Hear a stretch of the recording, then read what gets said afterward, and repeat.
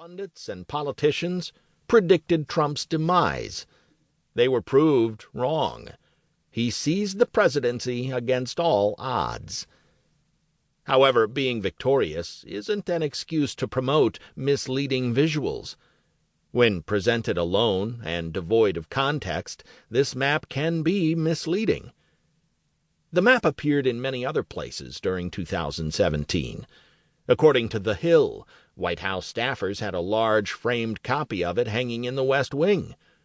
The map was also regularly touted by conservative media organizations such as Fox News, Breitbart, and InfoWars, among others.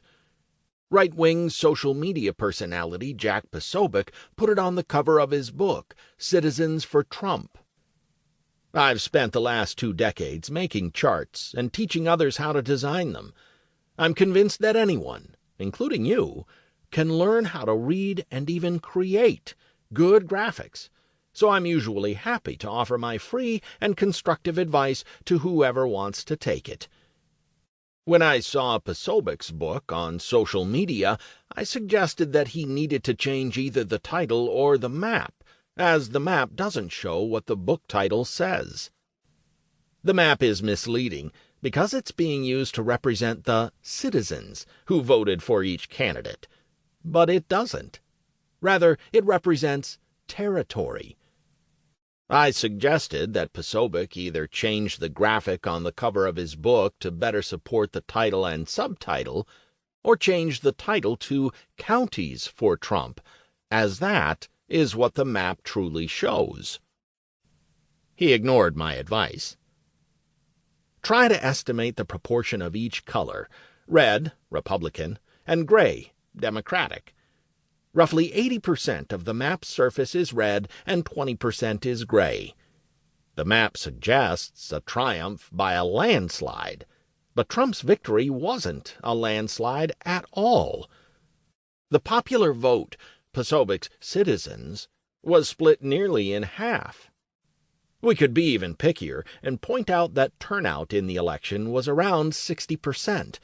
More than 40% of eligible voters didn't show up at the polls.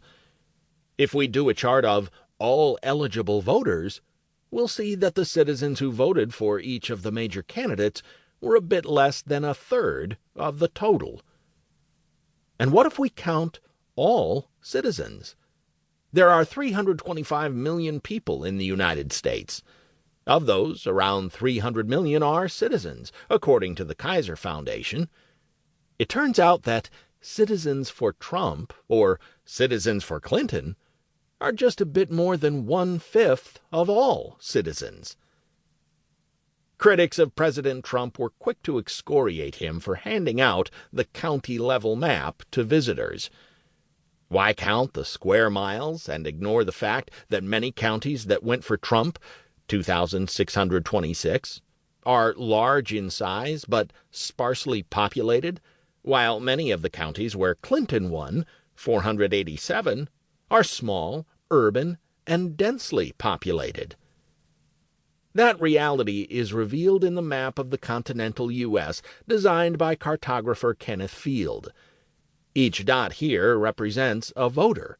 Gray is Democratic and red is Republican, and is positioned approximately, but not exactly, where that person voted.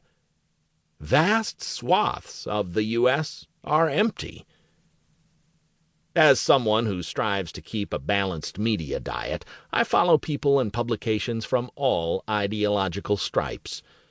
What I've seen in recent years makes me worry that the increasing ideological polarization in the U.S. is also leading to a divide on chart preferences.